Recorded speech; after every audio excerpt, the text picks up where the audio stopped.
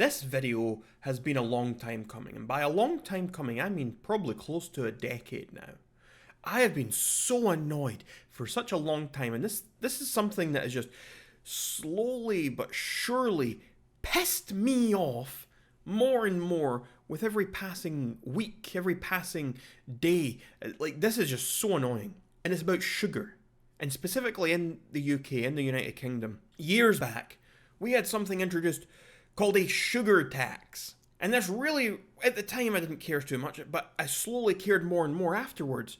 And so the idea is that basically, companies creating products with lots of sugar in them would be taxed more heavily based on how much sugar was in the product. So if it was over a certain amount, they would be taxed more. And so what happened was, instead of paying this tax or passing the costs on to customers, instead of raising prices or doing anything about this, what the companies instead decided to do was reduce the amount of sugar in certain products. For example, the biggest culprit of this, the biggest thing that we've seen this in, is in sugary drinks and sodas. The sugar in these drinks has been reduced so much. And so the idea for this entire thing is that the government wants to tackle obesity and they want to stop people taking too much sugar, especially children and all the rest of it. Taking away free choice, essentially. They're saying, nope, you can't control yourselves, so we're going to do it for you. Anyway, it's one thing to reduce sugar in drinks, right? It's one thing for the sugar content to go down. But the biggest problem with this has been that what they've done is they've taken sugar out of these drinks, and then they've replaced some of that sugar with artificial sweeteners. And so now in the UK, if you buy a soft drink, almost any soft drink, buy a soda, there will still be a diet version, there'll be a sugar-free version, and you've got the original version that normally everyone thinks that's full of sugar. Well, now, even the full sugar version has sweeteners in it. So for example, if you go buy a can of Fanta, you have the light option that has 0 or whatever, that's got no sugar, it's the diet, and that has got sweeteners, and that's for people who want that. That was already a thing. But now you also have, in the regular Fanta, has half the amount of sugar than it used to have, and that half sugar, it isn't just taken out, it is then replaced by artificial sweeteners. And now a lot of people don't care about this at all. A lot of people seem to not be able to tell that much difference in taste. They get used to it. But there is a whole movement online. You will be able to find this if you search for it. You will find people complaining, same as I am right now, for a couple of reasons. One, there are people who are just intolerant to sweeteners. I'm one of these people. I cannot touch anything with sweeteners in it, or I'm in the bathroom. It just absolutely gives me horrible stomach aches, makes me shit myself. I cannot drink a Diet Coke, I cannot eat sweeteners, I cannot touch sweeteners. They're just disgusting in that way, it just upsets me. The other thing is, they're disgusting. And there's apparently a genetic component to this. I don't know if you've ever heard coriander. There is a genetic component to coriander where some people taste coriander as though it is soap. It makes, there's this thing in their makeup that makes coriander taste like soap. Apparently, there is also a similar thing with artificial sweeteners, and where some people have some gene that makes artificial sweeteners taste like chemicals. They just taste absolutely vile, and they leave like this bitter aftertaste in your mouth afterwards. Unfortunately for me and many other people, I'm one of these people who has both the intolerance to them, and also I must have this genetic defect because it tastes absolutely vile to me. And so for the last 10 years, slowly but surely, all the drinks I've enjoyed in the past have become undrinkable for me. I used to like National Drink of Scotland, Iron Brew. Suddenly, National Drink of Scotland, I can no longer drink Iron Brew. It is vile stuff because it is half sweeteners. They changed the recipe. Fanta, as I already mentioned, they've done it with that. They've done it with Sprite, they've done it with 7-Up, they've done it literally every single soft drink in the UK has succumbed to this. Coca-Cola, regular old Coca-Cola, is pretty much the only thing you can get that does not have any artificial sweeteners in it. Regular Coca-Cola. And with Coca-Cola, you have to pay extra. They will actually, if you order at McDonald's, you will have to pay 20 pence extra if you get a regular Coca-Cola rather than any other soft drink. And that's because they're passing the sugar tax on to you. See, I think that's what they should have done with all these drinks. Every single one of these drinks should have just passed the cost on to the consumer.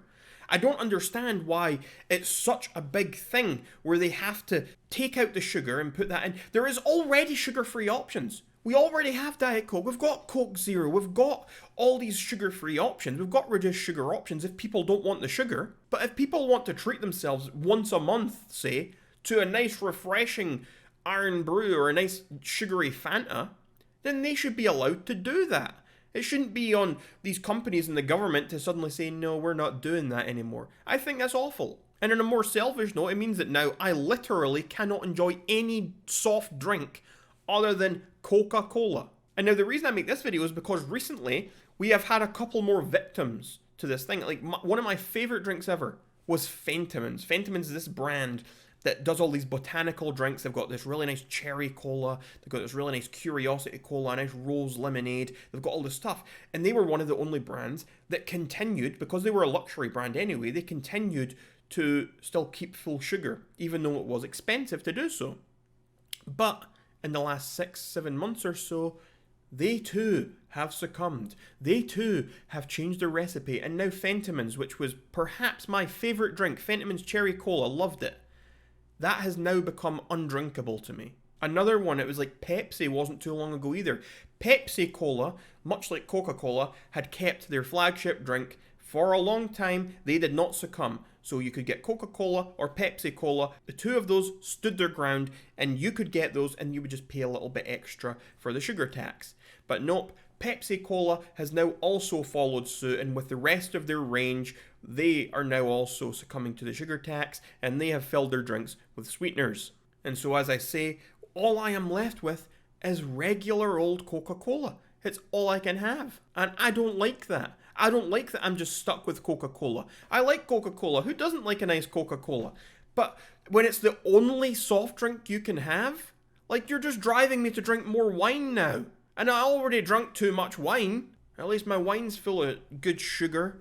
I just want people to bring back sugar. Why is...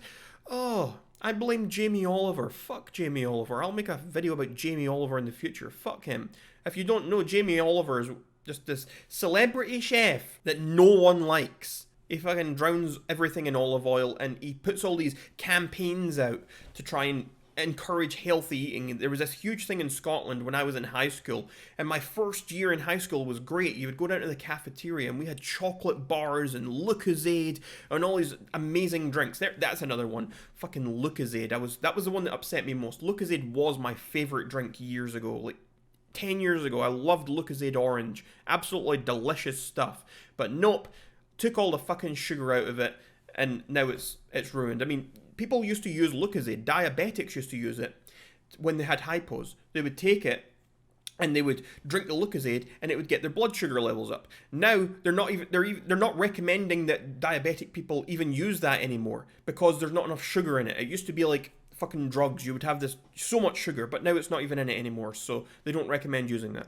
Anyway, Jamie Oliver, fuck him. Yeah, he got rid of our chocolate bars, he got rid of our drinks from school, and suddenly our school was only allowed to serve healthy stuff. Like, yeah, fuck you, Jamie Oliver. He also tried to get 2-for-1 pizza deals banned. Like, you go to Domino's, and Domino's used to have a 2 for Tuesday. I don't know if they still do or not. But on a Tuesday at Domino's, you get 2 pizzas for the price of 1. Jamie Oliver wanted to ban that because he said, that's not right because you're just encouraging people to eat more pizza. It's like, fuck off. What you're actually doing is you're allowing a family to get 2 pizzas to feed their family rather than not being able to afford having pizza. Like, fuck you, Jamie Oliver. No one likes you. Anyway, bring back sugar, deport Jamie Oliver, and let us live our fucking lives in peace and make our own decisions like grown-ups. Thank you.